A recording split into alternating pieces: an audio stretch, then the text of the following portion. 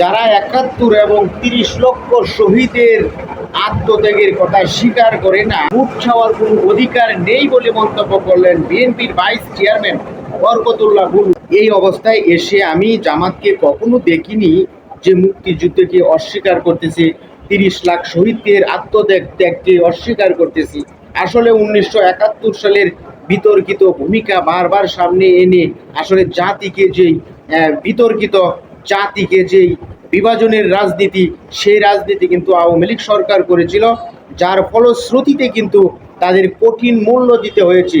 আজকে ৫৩-৫৪ বছর পরে এসে যখন আপনি ৭১ ইস্যুটাকে নিয়ে বিভাজনের রাজনীতিতে মেতে উঠবেন, তখন কিন্তু বাংলাদেশের স্থিতিশীলতা এবং ব্যক্তি ইমেজ কিংবা রাজনৈতিক ইমেজ কোনোটাতে আপনি সুবিধা অর্জন করতে পারবেন না। সুতরাং বিতর্কিত ইস্যুগুলা, বহুদিন পুরনো ইস্যুগুলা, এই ইস্যুতে জামাতকে আমি বহুবার ক্ষমা চাইতে দেখেছি। যদি আবারও ভুল হয় আবারও ক্ষমা চাইবে।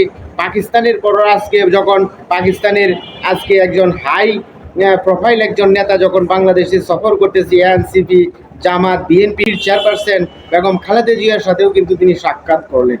এই যে সাক্ষাৎ, তবে কি সবাই কি গোলেমালে এক হয়ে গেল না?